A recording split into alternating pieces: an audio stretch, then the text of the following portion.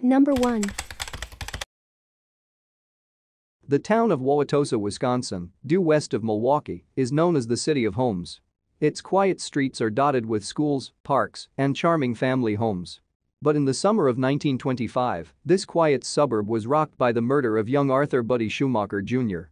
Buddy was described as a kind-hearted child with a cheery disposition. On the morning of July 24, 1925, Buddy left home with friends.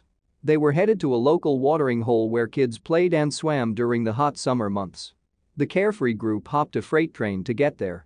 3 of his companions reported seeing him jump off the train with the others. That was the last sighting of Buddy alive. Buddy didn't return home that day. His parents Art and Florence and older sister Jeanette were left dumbfounded. A search party was formed and for weeks, they looked high and low. Then strangely enough, on the 7th week, a body was found 1 mile away from the Schumachers' home. The corpse was badly decomposing, but it was identified as Buddy. The details were horrific. There was evidence of mutilation and sexual abuse, and a handkerchief was discovered deep in the back of Buddy's throat. Suffocation was likely the cause of death. The local and state media covered all the details, including the viewing at the home, which featured a photo of the casket leaving the Schumacher residence and a headline that read "Bid Schumacher boy farewell." With all the local interest and media attention in the case, one would assume the culprit would have quickly been brought to justice. Yet, more than 9 decades later, the crime remains unsolved. There was never any closure for the Schumachers as the murderer of their only son was never found. It wasn't for lack of trying. Police followed leads, but nothing amounted to a conviction. There was an area drifter who was accused and arrested in connection with the murder. 2 mentally challenged men also reportedly confessed to the crime, though police initially didn't believe either person. No charges were brought against any of the men. Evidence, specifically the handkerchief, was likely mishandled. At one point, the telltale fabric was missing from the district attorney's office. Witnesses also retracted their original statements regarding the accused drifter. Buddy's family and relatives spoke little of the tragedy. 2 years after Buddy's death, they moved out of the family home. A new family, the Hoffmans, moved in, and the son Paul Hoffman would later renew interest in the cold case with his book, Murder in Wauwatosa. The Mysterious Death of Buddy Schumacher. The author recounts growing up next to the Schumachers' neighbor, Lillian Harwood, who would often be heard saying, "I know who killed the Schumacher boy." In his youth, Hoffman chalked it up to nonsensical talk, as Mrs. Harwood was known to behave erratically. She also claimed it happened near the Menominee River around Hoyt Park and that the police knew who the killer was. As Hoffman got older and discovered the chilling details surrounding Buddy's death, he set out on a fact-finding mission. He interviewed family members, including Buddy's sister's children, Keith and Brian Egloff. He pored over census data, old newspapers, and more. After years of research, Hoffman claims he come to his own conclusion about who the killer could have been. He doesn't wish to share his theory, however. "I think I know who committed the murder," he told on Milwaukee. "I don't think that after all this time, there's a way to prove it, though. So, it will just have to stay an educated guess based on the facts presented. Indeed, it is too late to bring a culprit to justice. Most evidence is lost to time, and it's quite likely that the perpetrator has passed on. Perhaps the Schumacher family can find some kind of solace in this." Number 2. Becky and David Nix keep their daughter's jewelry in an evidence bag locked away in a safe. It was found September 29, 1999, on her body. They're not sure if they may need it again. Her killer has never been identified. Elaine Nix disappeared around 1 a.m. September 20 after an hour-long conversation with her boyfriend on a payphone outside of Zach's Food Rack on Candler Road. That payphone no longer exists, and the Nix couple moved 5 years after their daughter's death. "It was very painful having to go on that street," Becky Nix said in a soft voice about the path to their old home past the convenience store. Elaine Nix's friend Jennifer Boyd treasures a black and white beaded necklace she usually only wears to Nix's anniversary memorials. It's been years since she's worn it. She worries about the wear and tear on this memento of her vibrant and spunky friend who wanted to become a registered nurse. "She was tiny and small, but she was like dynamite. She had a heart of gold. She would do anything for anyone," Boyd said. Boyd's and the Nix family's resolve to find Elaine's killer has not waned in these past 2 decades as they prepare for another gravesite remembrance tonight. Marty Nix, Hull County Assistant County Administrator, formerly served as a lieutenant at the Hull County Sheriff's Office over a division concerning crimes against persons. Marty Nix is not related to Elaine Nix or her family. Elaine's 1986 Toyota Celica was found shortly after the payphone call in the convenience store parking lot, the hood still holding some heat and the keys in the ignition. Boyd said Nix's purse and cigarettes were in the back seat, but her address book was missing. Marty Nix said a crew of investigators started searching September 22, 1999, first securing the tapes at the convenience store, interviewing people close to her, and even bringing out canine trackers. "I believe she would have been due a check, an employment check. She never picked that up on that Wednesday. At that point, we knew something was wrong and that she was missing. I was very worried about it," Marty Nix said. On September 29, 1999, Marty Nix heard from an investigator about a body found in the woods near a Beaufort industrial park. Nix's nude body was just past the Hull County line into Gwinnett County, found in woods near an isolated industrial park on Verona Avenue. Her clothes were never recovered, but her jewelry was still on. Police have said they think she had been dead for 6 to 9 days, though the cause of death is still listed as undetermined. The Times sent a list of questions to the Gwinnett County Police Department, which were forwarded to the detective assigned to Nix's case. No responses were received after multiple inquiries last week. "I worked a lot of cases with the sheriff's office, but this is one that still bothers me. I go back. I was even talking to Sheriff Gerald Couch, like, what else could we have done? What did we do? Is there some other lead out there? But I'm convinced to this day there's somebody that knows something, and that's why I'm still hoping that somebody will come forward that will lead us in the right direction," Marty Nix said. Boyd said it seems the killer must be someone who knew Nix. "If it was just a random act, then why did they leave her jewelry on her?" Boyd asked. Becky Nix said they have discussed exhuming her body because of the advancements in technology since her death. Boyd, who was a grade ahead of Elaine, met through a mutual friend and did all the things girls did back in the 1990s. Gossiping, singing, being goofy, staying on the phone half the night calling each other on three-way, talking about boys, Boyd said of her friendship with Elaine and their group of friends. When asked why she has kept pushing to find Elaine's killer after all of these years, Boyd said she knows her friend would have done the same. "The biggest thing is I feel like if the shoe was on the other foot, she would do that for me," Boyd said. Becky Nix said September 29 is a painful day where it feels like it all happened yesterday. They'll release balloons at Memorial Park as the few dozens in attendance draw messages on them before releasing. "A lot of people come out of the woodwork and tell stories they've heard or their ideas of what happened, and it gets kind of overwhelming," Boyd said. "They'll hear the same stories every year about the same suspects, but the Gwinnett County Police have told the family there is no evidence supporting these claims. There were even 2 letters sent to the wrong Jennifer Boyd and Becky Nix alleging a landlord had done it, but police determined they were not credible. Police ended up saying they were hoax letters, so that's probably the biggest extent of someone trying to reach out to us, other than trying to call us or reach through Facebook or mutual friends," Boyd said. Boyd and Becky Nix gathered handfuls of portraits of the blonde 18-year-old. There's the one where she finally got her braces off. Next to that are the school photos, one of which was plastered on every flyer and news broadcast about her case. And then there's the one that illustrates her love of frogs, in which she is holding a frog toy and wearing her necklace with frogs. Frogs now fill a curio cabinet and are scattered around the Nix family home. She had briefly before the disappearance said she wanted to become a nurse. "She just had so much life in her and so much joy that she could have brought to everyone else. It's real hard not having her around and wondering who she would be today," Boyd said. The family asks that any information, no matter how seemingly small or insignificant, be passed on to law enforcement. "There will be no closure," Boyd said, "but it may finally answer the who and why that has plagued them for 2 decades. There will always be that void of her not here," Boyd said. Even if they find Nix's killer, Boyd and the family said they will still gather at her gravesite every September 29. That comes a tearful remembrance that could turn to celebration. Number 3. 56-year-old Zigmund seemed to live a fairly normal life. However, that changed on the eve of his niece's wedding when he left the house on routine errands. When he did not return home that evening, his wife was distraught and called the police. She was afraid he had been kidnapped, although why anyone would kidnap a relatively unknown middle-aged minor is unknown, and a search for Zigmund began. Sadly, and strangely, his body was found just 5 days later on June 11, 1980 in the town of Todmorden. If that name sounds a little strange to you, maybe it should. Todmorden translates, roughly, to kill the dead in German, well, according to Google Translate, anyway. However, it is believed to be an odd coincidence. But this does beg another question: why is there a town named Todmorden in West Yorkshire?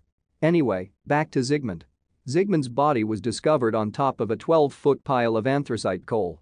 Anthracite coal is hard coal that has the highest energy density and fewest impurities of all types of coal. A miner being found on top of a pile of coal may not seem too strange, but Zigmund had no ties to Todmorden and was roughly 20 miles away from his home. His body was discovered around 3:30 p.m. by Trevor Parker, the son of the owner of Tomlin's coal yard where Zigmund laid. Police arrived on the scene a short while later, and the police constable, Alan Godfrey, examined the body to the best of his ability, although he was not a trained medical professional, and decided it was likely Zigmund had died from a heart attack. Although this seemed like a routine cause of death, there were some questions about the scene that even the seasoned PC Godfrey had. For example, how had the body made its way face down on top of the coal pile? Furthermore, there was no evidence that this person had been roughing it, homeless, or in any way anything but a normal man. Although he was dressed smartly in his suit, his shirt was missing along with his wallet and watch. Some reports claim that it appeared someone had redressed Zigmund, but had done a poor job of it, almost as if they had no idea the right way to tie shoes, use buttons or fasten pants. Besides his clothing, there were also strange burn marks around his neck and shoulders, which appeared to be covered in a green gelatinous substance, like a salve, although its origin could not be identified. Even stranger, once it was established that the body was that of Zigmund's, was the time of death. Although he had been missing for 5 days, Dr. Alan Edwards, the consulting pathologist at the Royal Halifax Infirmary, concluded that Zigmund died between 11 a.m. and 1 p.m. on June 11, just mere hours before Trevor Parker discovered him. What's more is he, as the police on the scene had noticed, had not appeared to have been roughing it or under any extreme physical distress. Furthermore, according to the coroner, he only had about 1 day of beard growth, despite being missing for several days. The burn on his neck was also believed to have happened about 2 days before his death, and, as mentioned before, the apparent ointment that had been rubbed on the wound could not be identified. Ultimately, after some debate, it was determined that the cause of death was a heart attack. The strange burns and his strange final days were never addressed or discussed. Questions about Zigmund's strange death and the circumstance his body was found in began to swirl, and soon rumors of a potential abduction began to brew. Some believe that this may have been a close encounter of the sixth kind. According to Hynek's scale, the sixth kind is death of a human or animal associated with a UFO sighting, although some might consider this as a more severe example of a second kind encounter. Several months later, P.C. Goddard had another strange experience that became tied to Zigmund's story. On November 28, 1980, P.C. Goddard was driving around Todmorden shortly after 5 a.m. in the morning. He saw what he believed to be a bus and its headlights coming towards him. However, as he drove closer, he realized that what he had perceived as a bus was floating roughly 5 feet above the ground. He attempted to radio in this sighting, but his car radio and walkie-talkie both failed. Nervous about what he had experienced, he later heard that 4 policemen in the nearby town of Halifax had reported something similar. This encouraged P.C. Goddard to submit his own sighting. In a very strange turn of events, a well-known ufologist in the area claimed that Zigmund had been abducted by aliens. This speculation was fueled by the policeman who found Zigmund's body, Alan Godfrey. Godfrey claimed to have personally encountered a UFO. Shortly after this revelation, he quit his job and started a new career as a motivational speaker. Godfrey also claimed that Zigmund died of a heart attack, but this did not explain how he got on top of a coal pile, nor why he was lying face down, as his positioning meant he would have had to have been deposited from above. Despite a thorough police investigation, Zigmund's killer was never found, and what exactly happened to him remains a mystery. Number 4. It was a busy night in Paderborn on June 20, 2006, as people filled the bars of the West German city to watch the World Cup game between England and Sweden. One of these people was Frauke Liebs, a 21-year-old student nurse who was at an Irish pub with some friends to watch the match. While she was there, her phone ran out of battery, so she borrowed a friend's, which she returned to her at the end of the night. It was around 11 p.m. when she left to take the short 1.5 kilometers journey to her apartment. Yet it was almost 2 hours later when her flatmate Chris received a text from Frauke, letting him know that she would be back later. Frauke never returned home, and after missing work the following day, her mother reported her missing. Police analysis discovered that the text Frauke had sent to Chris that night had been sent from the small city of Neheim, about a 40-minute drive from where she had last been seen. According to her friends, Frauke would have had no more than €5 on her, and with her flat so close by, it seemed odd that she would have traveled by car. However, none of her friends or any witnesses could confirm that she left the pub by foot. Over the next few days, Chris received a series of strange messages and calls from Frauke's phone. The first call came the night after she disappeared from an area south of Paderborn. In this short call, Frauke told Chris that she wanted him to know that she was fine. When he asked where she was, Frauke simply told him to tell her parents that she was fine and then hung up the phone. Unusually, she had addressed Chris by his given name, Christos. The next evening, Chris received a text from Frauke's phone, this time from another area of the city. In it, Frauke again said that she was coming home later. Upon hearing this, Frauke's brother Frank called her to ask her where she was. Frauke replied, "I'm coming home, not too late, I'm in Paderborn. Don't ask, I will be coming home." Transcripts from calls to Chris on June 24 and 25 have never been released, but yet again they were in different spots in the city. Frauke's sister Karen was with Chris for the final call, which was made on the night of June 27. The transcript for this call is as follows. Chris. Frauke, Karen is here too. Frauke. Are mom and dad there too? Chris. No, they're gone already. Hey, I'll just put you on speakers. Frauke. Is Karen close to you? Chris. Yes. Frauke. I'd like to talk to her please. Karen. Hello Frauke, how are you? Frauke. Please don't ask. Karen. Are you tired? You sure sound tired. Frauke. Yeah, sighs. Please tell everyone I love them really much. Karen. When are you coming home? I got to hang up, please hand the phone over to Chris. Chris. You've got to tell me where you are. Frauke. I can't. Chris. Are you held captive? Frauke. Sighing quietly yes. Louder, no, no. Chris. Who's with you? Frauke. I can't tell you. Chris. Have you met some other guy? Frauke. You know I'd never stay away from home for a week just because of some guy. You know me. I've got to go. Chris. When will call again? Frauke. I'm not sure. Chris. Please call every day. Frauke. Yes I will. Ciao, bye for now. Neither Chris nor any of Frauke's other friends or family would ever hear from her again. A few months later, on October 4, a hunter discovered Frauke's body in a wooded area near Lichtenau, about 20 kilometers from where she was last seen. She was completely skeletonized and wearing the same clothes that she had left the bar in. Her phone, handbag, watch and wallet were nowhere to be found. Due to the advanced decomposition of her body, no time or cause of death could be determined, and no evidence, DNA or otherwise, was found at the scene. According to experts, the place that her body was found was not the place she was killed. Police determined that Frauke had likely been held captive in the Nijheim area, where the very first text from her phone had been traced, and that the other calls were made to divert their attention elsewhere. With so little to go on, no motive for the crime has ever been found. In total 900 people have been questioned by police, narrowed down to 5 initial suspects who all produced alibis clearing their names. For a while, the case went cold until the unrelated arrest of a couple in 2017. Wilfried W. and his ex-wife Angelica B. were arrested in Höxter, 22 kilometers from Nijheim, for killing a woman Wilfried had met through a newspaper ad. Wilfried and Angelica, pretending to be his sister, subjected the women to 2 months of torture before she finally died from a blood clot in her brain. They had been attempting to drive her back to her apartment when their car broke down and instead called an ambulance to take the woman to hospital. Staff called the police when they saw the horrific injuries inflicted on the young woman. When police raided Wilfried and Angelica's house, Angelica confessed that they had killed another woman who had been stashed in their freezer before being thawed out and burned, her ashes scattered on the roadsides of their village. Police soon discovered that the couple had taken out newspaper ads across the whole of the country and even as far as Prague, so much so that there were only 2 German newspapers that they did not owe money to.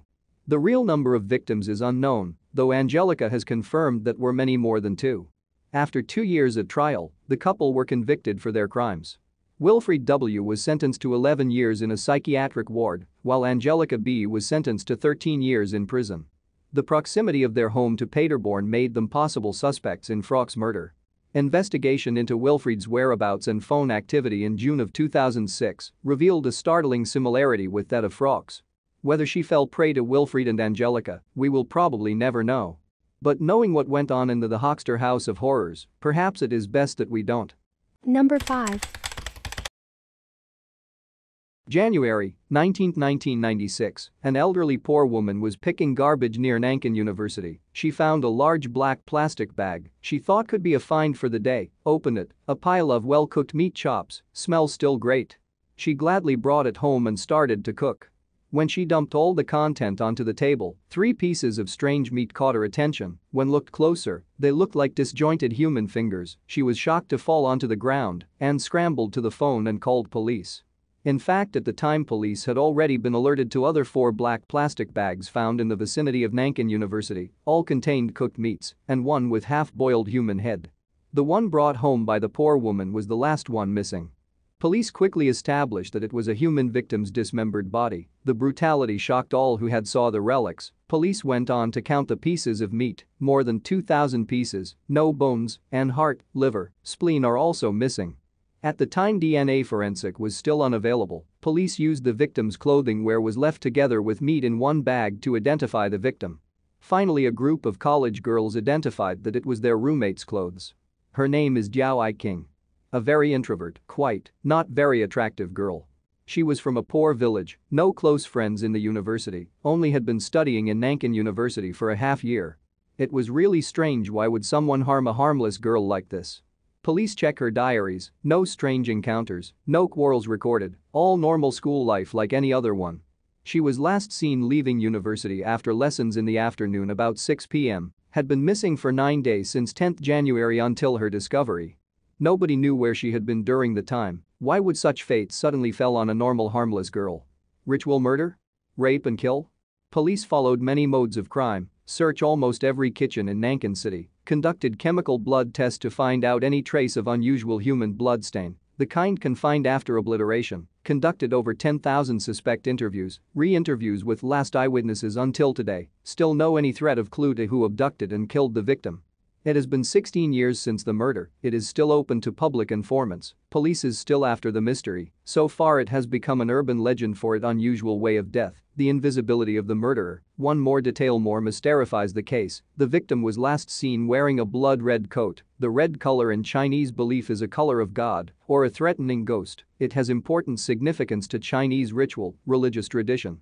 Red color girl's murder is another unsolved serial rape murder case happened around 2002 to 2004 which left DNA evidence, but the DNA information matched no records in Chinese DNA database for criminals. The red color coat last seen worn by the victim places a supernatural scare on the case. Number 6. On the day of September 1, 1973, 15-year-old Terry Sutter spent the day mowing the lawns. His mother had forgotten to pick him up, so he had walked home. He had wanted to spend that night at the movies and bowling alley with his friends. So his mother brought him to town and dropped him off in Frankfort, Michigan. He was to stay with his grandmother, and his curfew was at 11 p.m.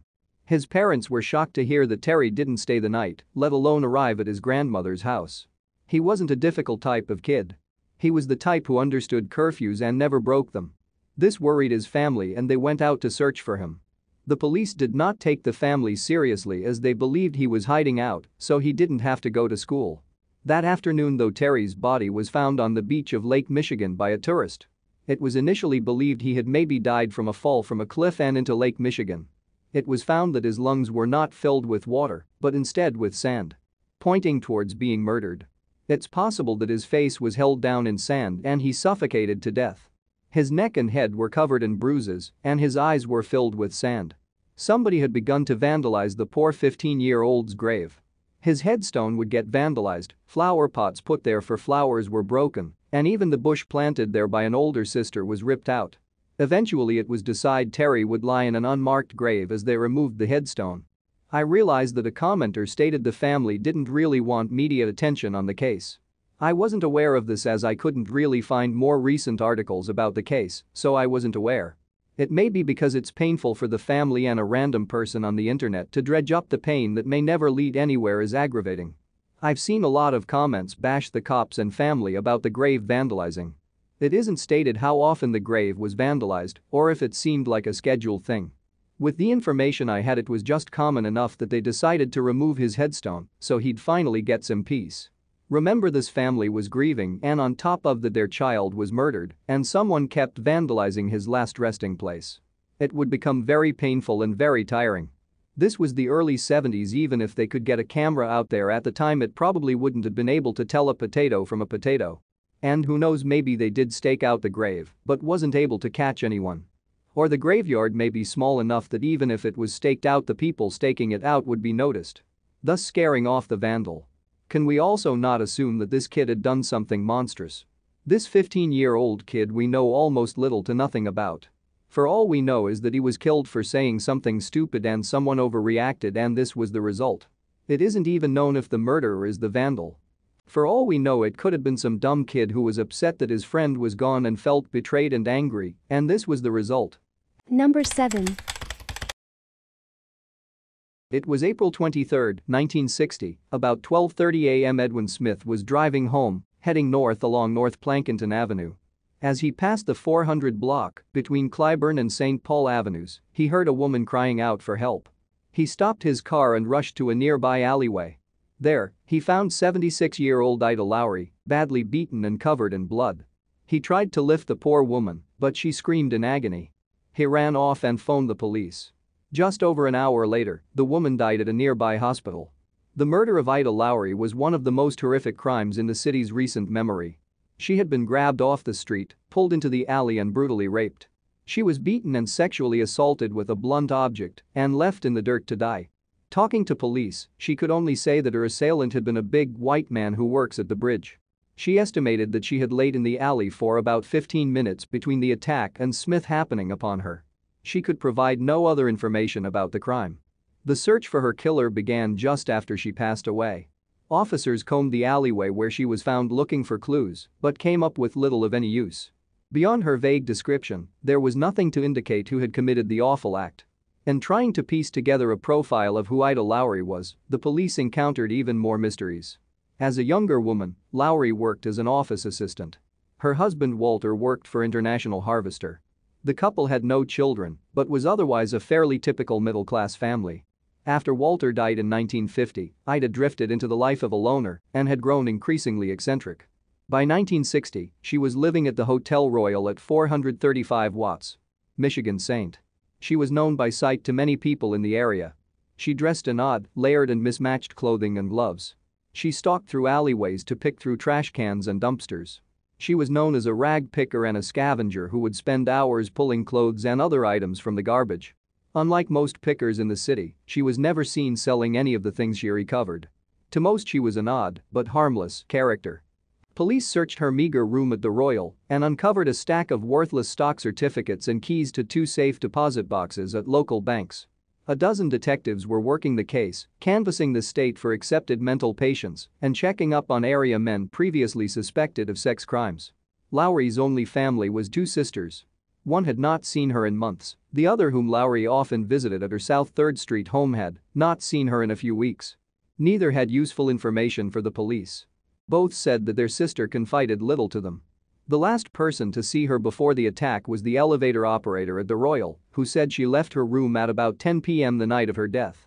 It was not uncommon for her to leave at such an hour. Within a few days of the attack, police had talked to 6 different men considered to be suspects. The most interesting was a man who had been arrested for drunkenness near the crime scene about a week prior. He had formerly worked at a railroad bridge and fit Lowry's vague description. A search of his apartment turned up a set of bloody clothes. Tests on the clothes, however, found that the blood did not match that of Lowry. Police determined that the man's alibi that he had been at home drinking for the last several days and the blood came from an injury sustained trying to open a bottle was true. Meanwhile, the case took another bizarre turn when police opened Lowry's safe deposit boxes. The first was empty. But the second, at the M&I Bank on West Wisconsin Avenue, contained over $17,000 in cash. Why was Ida Lowry living a transient's life, picking through the trash and unable to keep up with her $10 a week rent at the Royal, while she was, by all measures, a wealthy woman? It was a question that no one could answer definitively. A week after the crime, a 24-year-old man being held on a drunk and disorderly charge admitted to police that he might have committed the crime. He said he was in the area at the time of the murder and was prone to long periods of alcohol-induced amnesia. The year before, he had been convicted of an attempted rape on a woman committed in nearly the same way the Lowry rape was committed. But, once again, analysis of his clothes by the state crime lab eliminated him as a suspect. A handful of other men were questioned in the matter over the coming weeks, but none could be held as suspects. As the years passed, the Lowry case became one of the city's most notorious unsolved murders. It remains today an open file with the Milwaukee Police Department. Number 8. Tristan Brsbach was an only child to his parents. The family lived in Frankfurt, Austria, and Tristan attended Walter Koch Primary School up until the 5th grade, after which he moved to a school in St. Lingen. Tragically, Tristan's mother, who was a drug addict, committed suicide when her son was only 10 years old. Tristan's grandmother soon moved in with him and his father to help look after the young boy. Tristan, being bored with his grandmother's company, took to hanging around outside and walking around the neighborhood until late in the evening. When he wasn't outside, he was playing video games and tending to his pet rabbit. Soon, however, Tristan started to rebel because he wanted to fit in with older kids. He started smoking in a bid to appear cool, but this didn't prevent other children from bullying him. On 26 March 1998, Tristan didn't want to go to school. He asked his father if he could go to the doctor instead, claiming that his back was sore. His father didn't fall for the story and told his son to go to school. Tristan eventually pitched up at school at 9 a.m. after hanging out with a friend outside the school premises. Later in the day, he asked the teacher if he could leave early to go to the doctor and was granted permission. He was last seen alive at a park in front of the Frankfurt Hochst railway station. Some of his fellow schoolmates found Tristan's lifeless body on their way home from school. They ran back to the school building to alert the teachers, and the police arrived at the scene just after 5 in the afternoon. Tristan's body was lying in a pedestrian tunnel. He had been severely beaten, strangled, and his neck had a deep cut. Upon further inspection, police found that the young boy's testicles had been removed and that flesh from his thighs and buttocks had been cut out. The murder weapon was found close to the scene. 3 teenagers claimed to have seen the murder take place from a distance and gave police a description of the killer. However, after a large-scale fingerprint operation, the identification of several persons of interest, and the offering of a monetary reward for information, the case remains unsolved.